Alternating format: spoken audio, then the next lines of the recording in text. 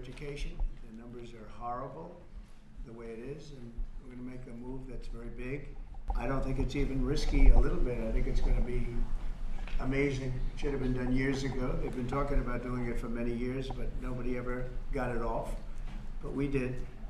And there was great excitement and great acceptance of it by almost everybody, including a lot of Democrats, actually. I do want to say that I've decided that the SBA, the Small Business Administration, headed by Kelly Loeffler, is a terrific person, will handle all of the student loan portfolio. We have a portfolio that's very large, lots of loans, tens of thousands of loans, pretty complicated deal. And that's coming out of the Department of Education immediately, and it's going to be headed up by Kelly Loeffler at SBA, and they're all set for it. They're waiting for it. It'll be serviced much better than it has in the past. It's been a mess. And also, Bobby Kennedy, the Health and Human Services, will be handling special needs and all of the nutrition programs and everything else. Rather complex, but that's going to be headed by and handled by Health and Human Services. So I think that'll work out very well. Those two elements will be taken out of the Department of Education, and then all we have to do is get the students to get guidance from the people that love them and cherish them, including their parents, by the way, who will be totally involved in their education along with the boards and the governors and the states. And it's going to be a great situation. I guarantee that in a few years from now, I hope I'm going to be around to see it, but I think we're going to see a lot of it. I think that you're going to have tremendous results. You're going to have results like Norway, Sweden, Denmark, a lot of the countries that do so well. I think you're going to have a lot of those results. If you look at Iowa and Indiana and Idaho, so many places that run so well, Florida, Texas, big ones, you're going to have great education, much better than it is now at half the cost. And we're not even doing it as a cost item, although you will save probably half, maybe more than that. And you're not going to be at the bottom of the list. You're going to be much higher. And maybe you'll be, I will guarantee some of the states will be at the top of the list. They'll be comparable or better than these number 1, 2, 3, 4, 5 countries, the countries that are in the top 5 positions. So that's, to me, it's very exciting, and it's been received very well. So I just wanted to tell you about the student loans and special needs. But we're here for a reason today that is very exciting, and I'm thrilled to announce that at my direction, the United States Air Force is moving forward with the world's first 6th generation fighter jet. Number 6, 6th generation. Nothing in the world comes even close to it. And it'll be known as the F-47. The generals picked a title, and it's a beautiful number, F-47. It's something the likes of which nobody has seen before in terms of all of the attributes of a fighter jet. There's never been anything even close to it, from speed to maneuverability to what it can have to payload. And this has been in the works for a long period of time. After a rigorous and thorough competition between some of America's top aerospace companies, the Air Force is going to be awarding the contract for the next generation air dominance platform to Boeing. As you know, was highly competed for. There was a lot of competition, generals, and it's been going on for a long time. Very, very tough competition, but this plane is produced numbers that nobody's ever seen before. The F-47 will be the most advanced, most capable, most lethal aircraft ever built. An experimental version of the plane has secretly been flying for almost 5 years, and we're confident that it massively overpowers the capabilities of any other nation. There's no other nation. We know every other plane. I've seen every one of them, and it's not even close. This is a next level. You know, level 5 is good. This is level 6, they say. The F-47 is equipped with state-of-the-art stealth technology. It's virtually unseeable and unprecedented power. It's got the most power of any jet of its kind ever made. Maneuverability, likewise, is there's never been anything like it, despite the power and speed. Its speed is top. It's over 2, which is something that you don't hear very often. America's enemies will never see it coming. Hopefully we won't have to use it for that purpose, but you have to have it. And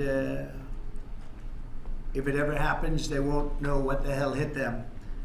A new fleet of these magnificent planes will be built in the air during my administration for the next couple of years. It's ready to go. They've already built much of what has to be built in terms of production, including the sheds.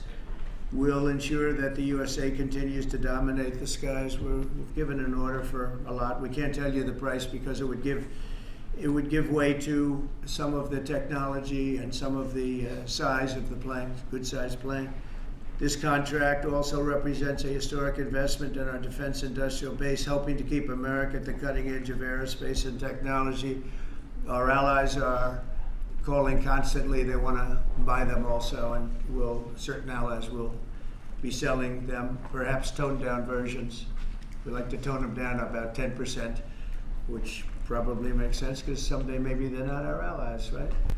But I would like to ask Secretary Hegseth, who's doing a fantastic job. He's really been very inspiring in so many ways, and I must say that before he speaks, we have had record people wanting to join our military in the last 2.5 months, literally since this, I think probably since the election, November 5th, but especially since we came to office and since I announced Pete. He's young, he's smart, he's strong, he loves it, and they love him. But we've had record numbers of people wanting to join our military. Now, if you go back 6 months, it was the exact opposite.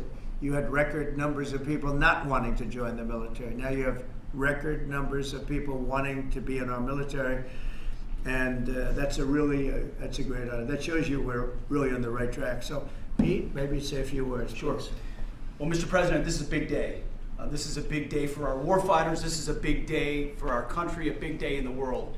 The name of this program is the Next Generation of Air Dominance. And Mr. President, because of your leadership, your clarity, America is going to have generations in the future of air dominance because of this 6th generation fighter. We've had the F-15, we had the F-16, the F-18, the F-22, the F-35. Now we have the F-47, which sends a very direct, clear message to our allies that we're not going anywhere, and to our enemies that we will be able to project power around the globe unimpeded for generations to come. Mr. President, this is a gift to my kids and your kids, to my grandkids and your grandkids. This is a historic investment in the American military, in the American industrial base, in American industry that will help revive the warrior ethos inside our military, which we're doing, rebuild our military, which the previous administration did not do, by the way, Mr. President. They paused this program and were prepared to potentially scrap it.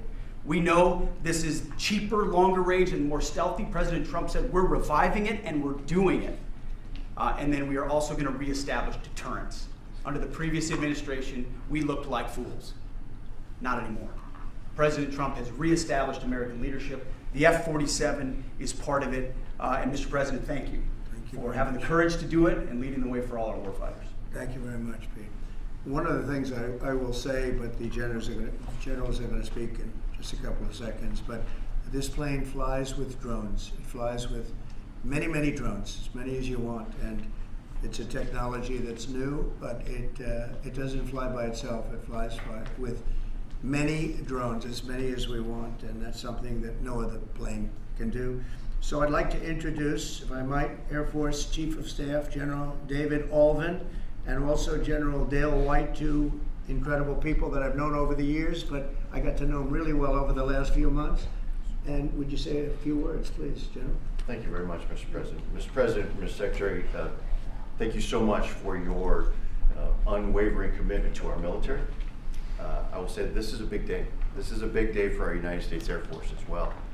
You know, air dominance is not a birthright, but it's become synonymous with American air power. But air dominance needs to be earned every single day. And since the earliest days of aerial warfare, brave American airmen have jumped into their machines, taken to the air, and they've cleared the skies. And whether that be clearing the skies so we can rain down destruction on our enemies from above, or we can clear the path for the ground forces below. That's been our commitment to the fight, and that's really been our promise to America. And with this F-47 as the crown jewel in the next generation air dominance family of systems, we're going to be able to keep that promise well into the future. I also want to thank everyone from industry and with the government, our engineers, who have worked tirelessly on this program to bring it where we are right now today. This shows that American talent, American skill, and American determination are second to none, because this platform is second to none. So we believe that this provides more lethality, it provides more capability, more modernized capability in a way that is built to adapt. This, along with our collaborative combat aircraft the President talked about with drones, this is allowing us to look into the future and unlock the magic that is human-machine teaming.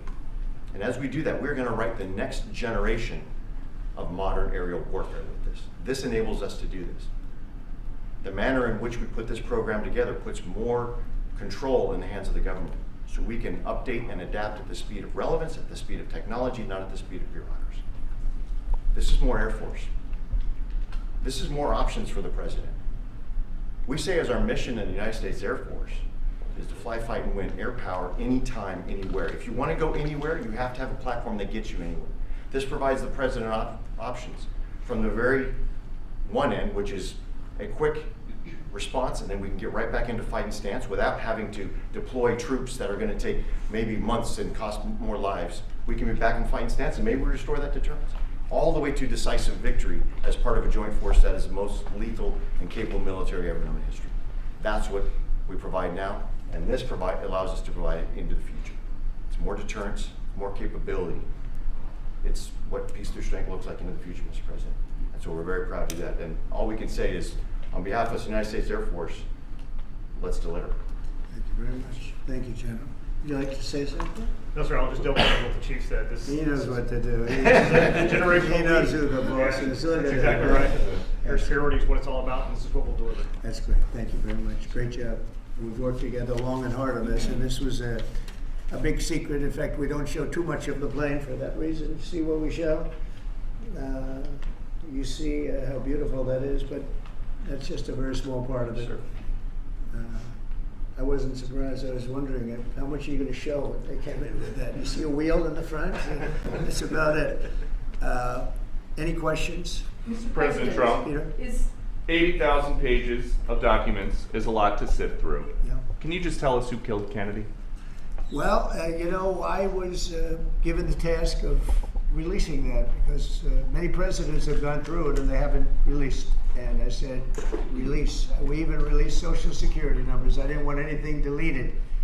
They said, sir, what about Social Security? People long gone, but they're long gone, so I can't imagine. But I said, if you don't delete it, if you do delete it, we have people are going to say, why did you delete it? There's something in there. So we gave Social Security, we gave everything.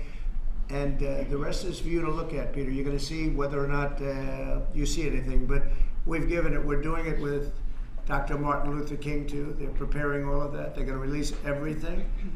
And whoever else they want. I mean, we have nothing. We really have nothing to hide. We shouldn't have. When a lot of time goes by. But with the Kennedy files, in particular, they were going crazy on them. I don't think there's anything that's earth-shattering, but you'll have to make that determination. In those, it's 80,000. It's actually 88,000, and we have some additional things, as you know, come out today. And for that, you can go to the offices and you can see whatever you want to see. Everything is out there, totally open. The additional stuff is available later on today. You go over to the offices and you can have it immediately, and you'll make a determination. And on something else, these Tren de Aragua guys, because of your executive order, they are designated as foreign terrorists. Yeah. If ISIS or Al-Qaeda foreign terrorists were operating here in the United States, cops would probably be shooting first and asking questions later. And so what is the difference between terrorists, between somebody like an ISIS or an Al-Qaeda operative versus an MS-13 or Tren de Aragua? Well, these are people that focus on destroying people in their homes. They're not as international in that sense. They're a group of thugs. They come from Venezuela. They come from the prisons of Venezuela. They're very, very dangerous people, but they didn't look so dangerous when the guards took care of the situation from El Salvador. And I want to thank the president. He's a friend of mine. He's done a great job.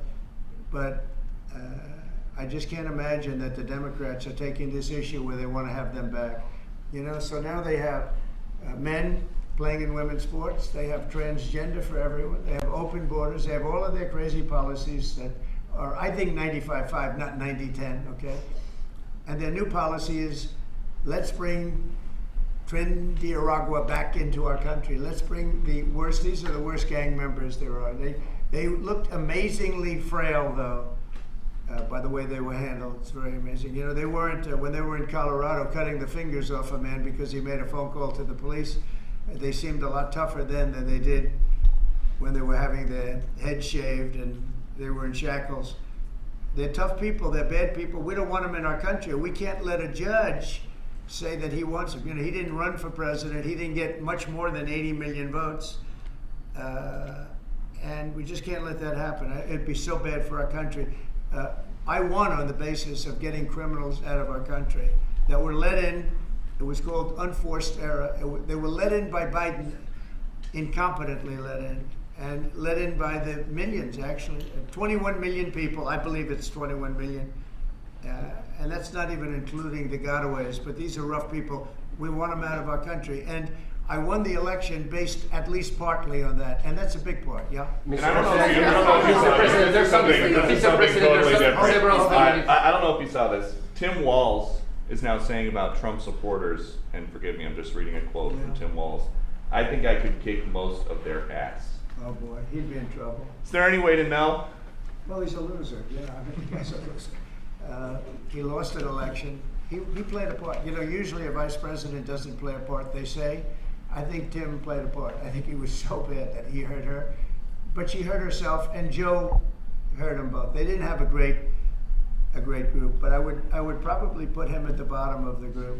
Have you heard that Biden Mr. wants to get President. back involved for Mr. Democratic President. politicians, fundraising and campaigning against your policies? What do you think of that? I hope so. Mr. President, there are several families. Mr. President, there are families Who from you- some of the who are you people. with? I'm with La Nación newspaper from Argentina.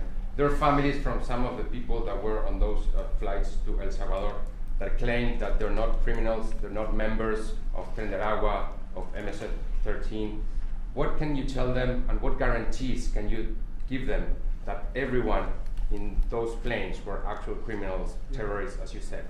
Well, I was told that they went through a very strong vetting process, and that that will also be continuing in El Salvador. And if there's anything like that, we would certainly want to find out. But these were a bad group. This was a bad group, and they were in bad areas, and they were with a lot of other people that were absolutely killers, murderers, and people that were really bad with the worst records you've ever seen. And but we will continue that process, absolutely. We don't want to make that kind of a mistake. Mr. President, is the U.S. planning to give up the position of NATO's Supreme Allied Commander, and if so, why? NATO is something that I saved. NATO was gone until I came along. In fact, the previous Secretary General, very good man, both of them are good. The current man is fantastic. But both of them have said, if it wasn't for Trump, you wouldn't even have a NATO, because we were paying the cost of almost all of the countries. And now they're paying. I said, we're not going to do this. We're not going to continue. You hurt us on trade. You do bad things on trade. And then on top of it, we're supposed to pay for your military. And because of what I did, hundreds of billions of dollars flowed into NATO by countries that just weren't paying. They were delinquent. They weren't paying their bills. So NATO is solid. They're strong. But they have to treat us fairly. Are we going to give up the... Because look, without us, NATO's not the same. And I can tell you, I've been having very good discussions, as you know, with President Zelensky and with President Putin. And President Putin will tell you that without the United States, he wouldn't be worried. But he is worried when the United States is involved. And I have to tell you, I've dealt very well with both gentlemen, and we have, I think we have the confines of a deal. I hope we have the confines of a deal. I'm doing it for two reasons. Number one, and by far most importantly, thousands of young people, and they're not American people, they're Russian and they're Ukrainian, are being killed every week, thousands a week. And also the United States has paid, because of Biden, $350 billion on a war that should have never happened. If we had a competent president in this sitting right here, that war would have never happened. It would have absolutely never happened with me. And it didn't happen. For 4 years it didn't happen. Mr. President, do you think you have the authority, the power to round up people, deport them, and then you're under no obligation to a court to show the evidence against them? Well, that's what the law says, and that's what our country needs, because we were, unfortunately, they allowed millions of people to come into our country, totally unvetted, totally unchecked. So you ought to ask, did he have the authority to allow millions of people? Did Biden have the authority to do something that's unthinkable? Have open borders where millions of people poured into our country, totally unvetted and totally unchecked, just as you would say. And many of those people were criminals. Many of them were from jails and prisons and mental institutions and gang members and drug dealers and very dangerous people. Many were murderers. We have 11,088 that we know of murderers they've murdered. Of that number, at least half killed more than one person. They're in our country. They're in a location near you. Biden allowed that to happen to our country. And his people that really ran the country. And the person that operated the auto pen, I think we ought to find out who that was, because I guess that was the real president. So when you ask me if we have the authority, did Biden have the authority to allow millions of people to come into our country? Many of these people hardened criminals at the top of the line who have caused tremendous damage in our country. You see them in New York City fighting with our police. I mean, literally having fist fights in the street with our police. These are tough, hard criminals. Many of them came out of jails, and not just South America, from all over the world. They came out from Africa, from the Congo. They came out from Asia. Not just South America, but many from South America. These are hard, tough criminals, and we have to get them out. And a judge sitting behind a bench someplace got a nice appointment. You can't take that away from the people that are responsible. Now, in this case, Marco Rubio has a lot of big decisions to make, and he's a fantastic person, a great man. I think he'll be our best. I think he has a chance to be our best Secretary of State. He's been doing incredibly. He works so hard. He's gone to so many different countries already, and he's got the authority to get bad people out of our country. And you can't stop that with a judge sitting behind a bench that has no idea what goes on, who happens to be a radical left lunatic. Do you think the judiciary is You guys today are denying. You guys are denying this New York Times report that Elon Musk was going to be shown a 20 to 30 page presentation about a theoretical war plan against China. Why not just show it to Elon? Because I don't want to show it to anybody. You know, you're talking about a potential war with China. Now, I deal with these people all the time, and I'm dealing with Pete. I'm dealing with these gentlemen on numerous different airplane purchases, and I think they're all going to be great. But I don't want other people seeing potential war with China. We don't want to have a potential war with China, but I can tell you if we did, we're very well equipped to handle it. But I don't want to show that to anybody. But certainly you wouldn't show it to a businessman who is helping us so much. He's a great patriot. He's paying a big price for helping us cut costs, and he's doing a great job. He's finding tremendous waste, fraud, and abuse.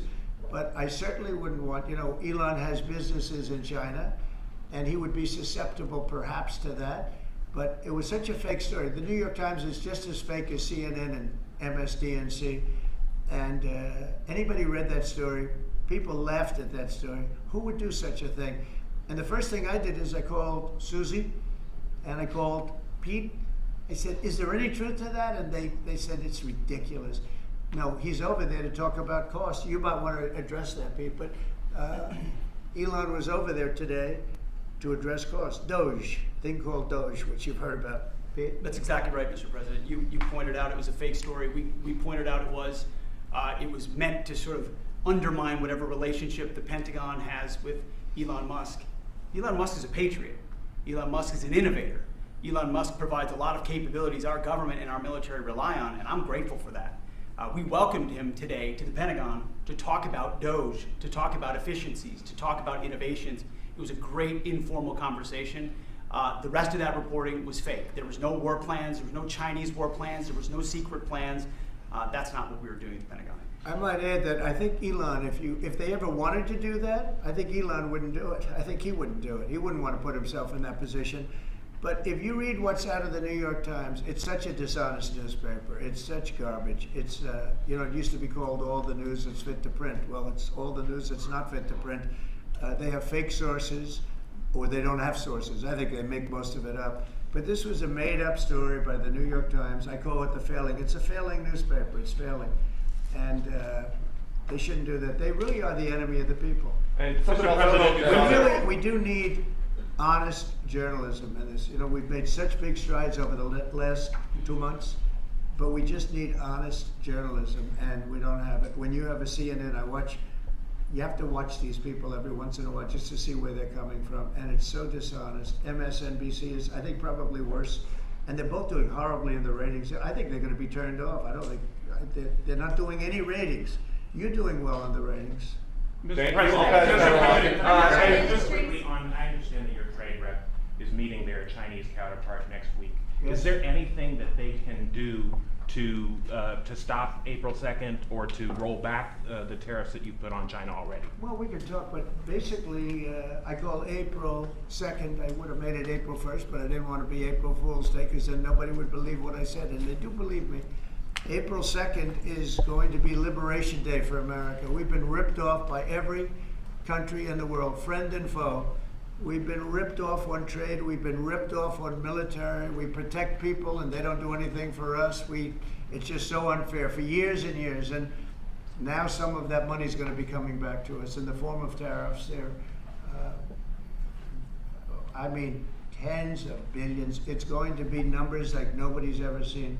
So NVIDIA announced today, you saw that, hundreds of billions of dollars of investment.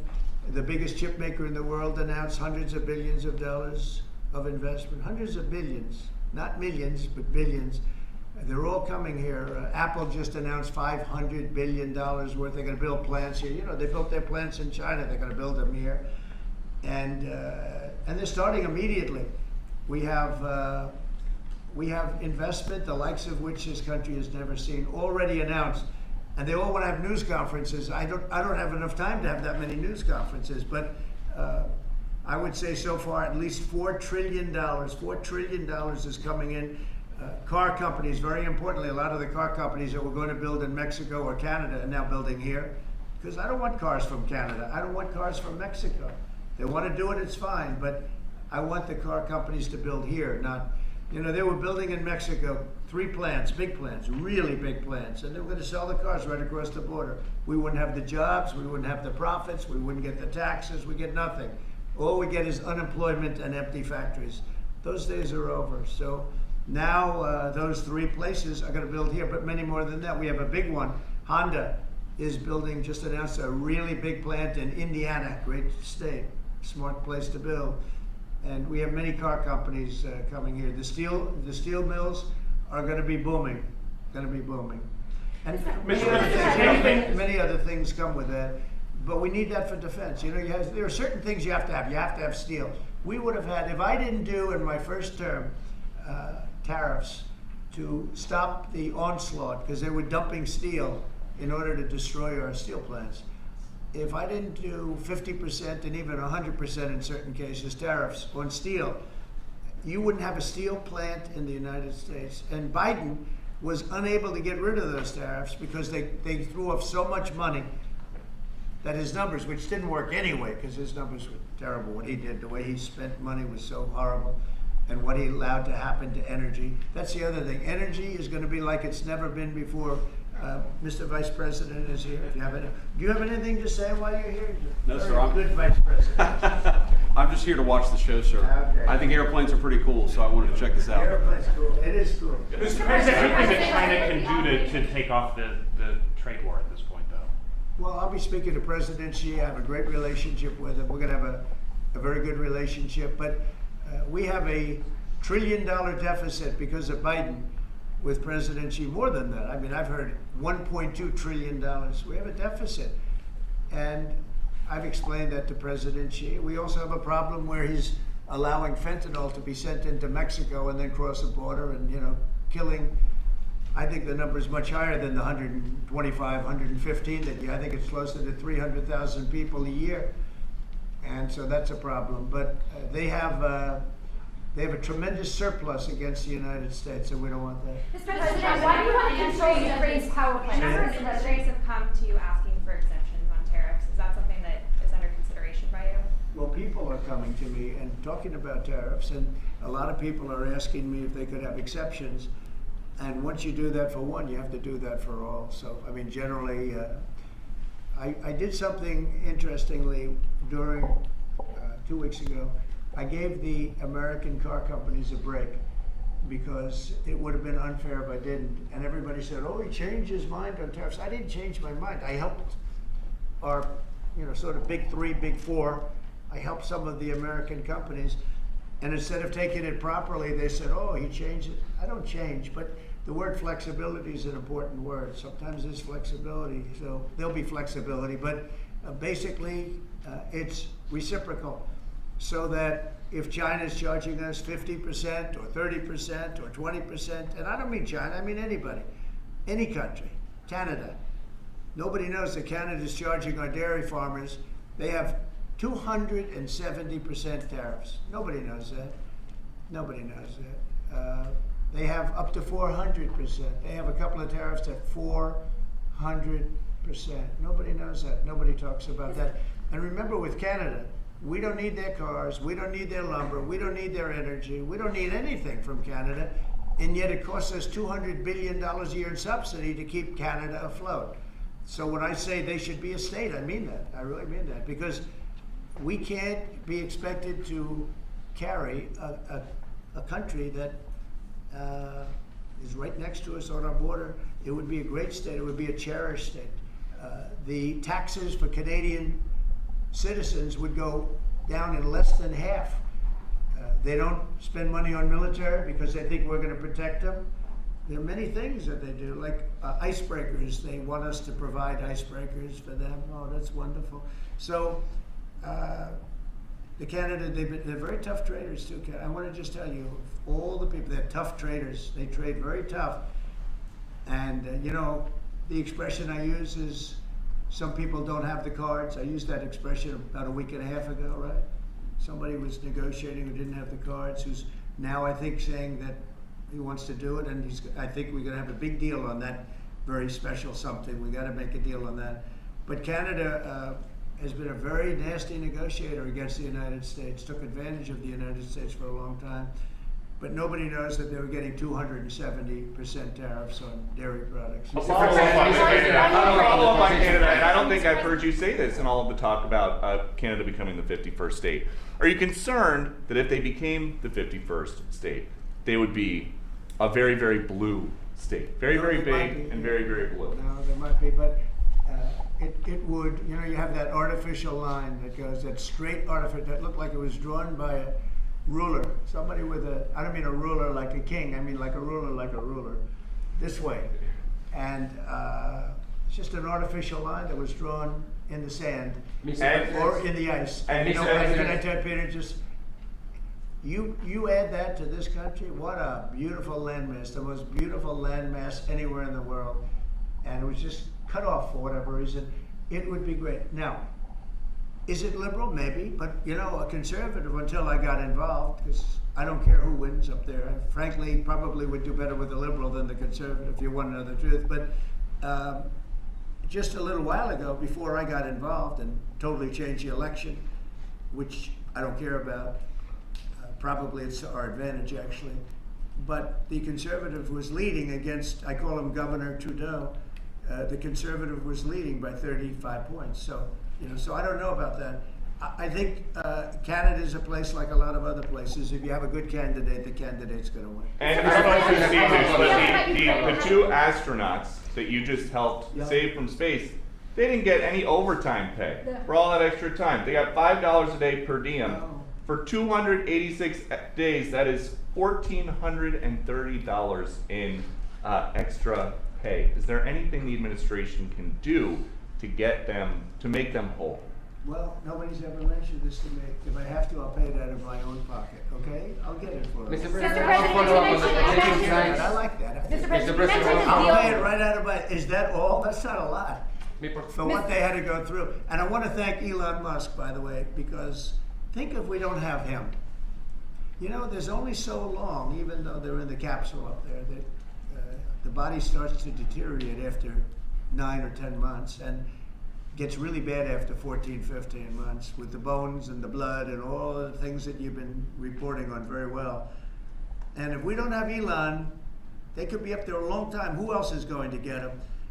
And I just want to thank him. He's going through a lot, what they're doing to him. And these people are going to be caught, and they're going to be caught, and they're going to be prosecuted. And from what they tell me, I see this just by watching your programs and reading the news, but from what they tell me, they could get 20 years in jail, and they'll get it. I'll tell you, there's going to be no leniency, and there'll be no pardons. I can tell you that right And you now. said this morning 20 years in jail, and then maybe you said this morning 20 years in jail, and then maybe they'll go to one of these prisons in El Salvador. Do you think with the way that the judges have been issuing injunctions, it would be easier or harder to send these Tesla domestic terrorists to a jail in El Salvador than these MS-13 or Tren de Aragua guys? Well, I view these people as terrorists just like others. These are, when I looked at those showrooms burning and those cars, not one or two, like 7, 8, 10 burning, exploding all over the place. These are terrorists. You didn't have that on January 6th, I can tell you. You didn't have anything like that on January 6th, which is sort of amazing because on January 6th, the Democrats were talking. Nobody was killed other than a very beautiful young woman, Ashley Babbitt. Nobody was killed. And you look at what's going on now with these terrorists. These are terrorists, and that's an organized event. You know, take a look at their signs. Take a look. They're all made by the same sign company. A nice, expensive job. Now, these are the people that finance it are, in my opinion, in just as big a trouble as the people that are setting the match and setting the fires. So we'll see. It's under very serious investigation by the FBI and by the Justice Department. These people are terrorists. Mr. President, you mentioned a deal with Ukraine. Mr. President, what do you say to American military families who are seeing Elon Musk at the Pentagon today, are hearing about Defense Department cuts, and their thoughts are immediately going to the safety of their loved ones who are currently deployed? Well, we're making our country strong. And when they see a thing like that and they hear that story about Elon and China, what they should do is realize that the New York Times is a corrupt institution, because I think they're the ones. They knew that story wasn't true. Nobody believed that story. People that, when I first called, they laughed when they heard this story. Nobody believed it, that the Pentagon was giving him a briefing on what war with China would look like, and he has business in it. No, they made that up because it's a good story to make up. They're very dishonest people. I have it with the Times, and you'll see more and more of it. To me, it's a very dishonest organization. But a story like that is made up. It's total fiction. And I just wanted to make sure. I called up Chief of Staff and I called up Pete, and I said, is there any truth to that? Absolutely not. He's there for Doge, not there for China. And if you ever mention China, I think he'd walk out of the room. He wouldn't take it anyway. So it's just a made up story. Nobody's taking better care of the military. One of the things that I know that Pete's doing is he's talking about a lot of the civilian staff, and we're going to get them other jobs. You know, we're going to have a lot of jobs in this country, but we don't want to have wasteful jobs. We want to have meaningful jobs. And those were wasteful jobs. Those are jobs that not only military, but jobs where people don't show up. You take a look at Department of Education. I've never seen so many buildings with the names on it. You go past one after another Department of Education, and they're empty. The people don't show up. You know why? Because they have other jobs, because they're playing golf, or they're playing something, they're doing something.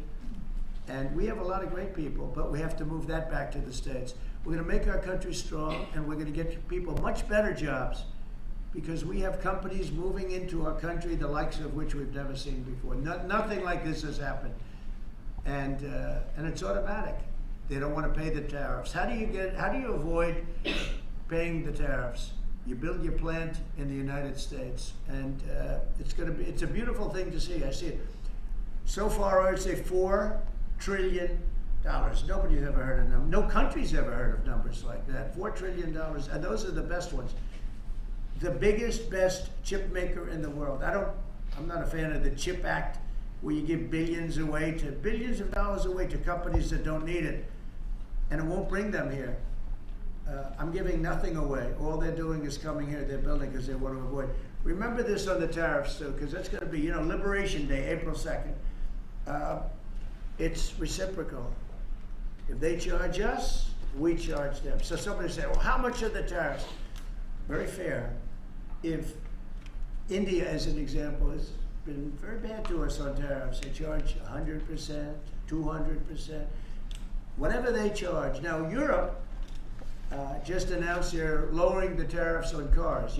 We charge like a joke, 2.5%. That's what this country charges. Europe just announced that they're reducing their tariffs on cars to 2.5%. It's nice. But they also have non-monetary tariffs where they make it impossible for the cars to get in even without the dollars on them and the dollar signs. It's called a non-monetary tariff, where they put on controls where no matter what happens, because they don't want cars, they don't want the American car in their market. And yet they send us millions of cars, they send us big agriculture, they don't want our agriculture, they don't want anything from us. European Union's very tough, but now it's fair. So whatever they do to us, we do to them. Mr. President, you mentioned last month you mentioned As Russia continues to attack Ukraine, are you planning to impose any sort of sanctions? Well, they're fighting against each other. Yeah, I think we're going to have Do you we have plan a to ceasefire pressure? on a lot of areas, and so far that's all held very well. And getting that ceasefire, they had a lot of guns pointing at each other. We had some soldiers, unfortunately, surrounded by other soldiers, and they are going to be, I believe, we're going to pretty soon have a full ceasefire, and then we're going to have a contract. And the contract's being negotiated, the contract in terms of dividing up the lands, et cetera, it's being negotiated as we speak. What do you say to critics who say that your actions towards law firms amount to coercion? Well, the law firms all want to make deals. You mean the law firms that we're going after, that went after me for 4 years, ruthlessly, violently, illegally? You mean, are those the law firms you're talking about? They're not babies, they're very sophisticated people. Those law firms did bad things. They went after me for years. Russia hoax, all a hoax. It was a hoax. It was Hunter Biden's laptop. It didn't come out of Russia, by the way. It was came out of his bedroom. It was all a hoax, developed by Democrats. Hillary, I don't think Biden did, because I don't think Biden knows what the hell he's doing, frankly, based on everything I see. I've seen things since being here that are so sad. What he's done to this country, what he and they did to this country, those people that surrounded him, who, by the way, are radical left but smart. He's not smart. He was never smart. But these are radical left, smart people. They totally controlled him. He did whatever they told him to do. And it's a shame. It's so sad to see what happened, what they've done to this country, both not only the inflation you saw, but allowing millions and millions of criminals into our country. That's an inexcusable act. And many other things besides that. Thank you very Mr. much. President, can we talk one more question on Ukraine? Why do you want to control Ukraine's power plants, sir? Thank you. Thank you very much.